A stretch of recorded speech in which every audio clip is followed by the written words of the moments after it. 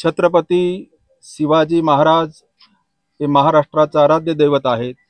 या दैवताला अभिवादन करून आणि आज कराड या यशवंतरावजी चव्हाण साहेबांच्या पावनभूमीमध्ये त्यांचे समाधीवर येऊन इथे अभिवादन करून आम्ही स्वराज्य संग्राम या महाराष्ट्रव्यापी संघटनेची घोषणा या ठिकाणी करीत आहोत। संघटनेची संपूर्ण राज्यामध्ये व्याप्ती वाढवण्यासाठी येत्या 15 सप्टेंबर 2024 ला पंढरपूर या ठिकाणी पहिलं अधिवेशन भरवण्यात आलेलं आहे।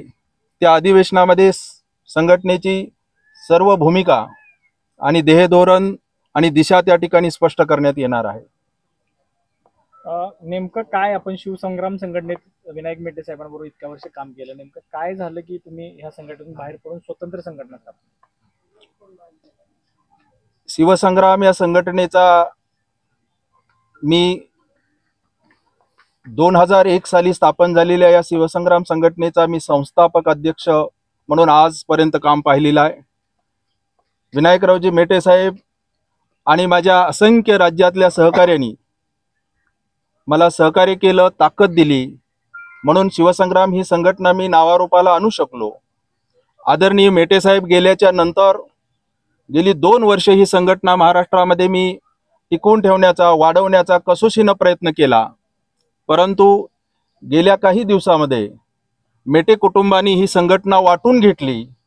त्यामुळे महाराष्ट्रातल्या शिवसंग्रामच्या लाखो हजारो कार्यकर्त्यांना मी काही वाऱ्यावर सोडू शकत नव्हतो। संपूर्ण राज्यातून या भगव्या झेंड्याच्या शिपायाचा मला प्रचंड रेटा होता की साहेब तुम्ही कोणत्याही परिस्थितीमध्ये काम थांबवू नका, समाजाचं काम आपल्याला पुढे घेऊन जायचं आहे, आम्ही तुमच्या सोबत आहोत। म्हणून सर्वांशी बोलून विचारून या ठिकाणी आम्ही आज कराड या पावन नगरीमध्ये स्वराज्य संग्राम या नावानं काम सुरू केलेलं आहे आणि संपूर्ण राज्यामध्ये वैभवशाली ही संघटना उभी राहील आणि राज्यामध्ये या समाजाच्या हितासाठी प्रेशर ग्रुप म्हणून ही संघटना भविष्यात काम करेल। संघटना ही मराठा आरक्षणासाठी काय काम करेल? मराठा आरक्षणाच्या संदर्भामध्ये शिवसंग्रामची पूर्वीची जी भूमिका होती तीच भूमिका स्वराज्य संग्राम संघटनेची देखील असणार आहे।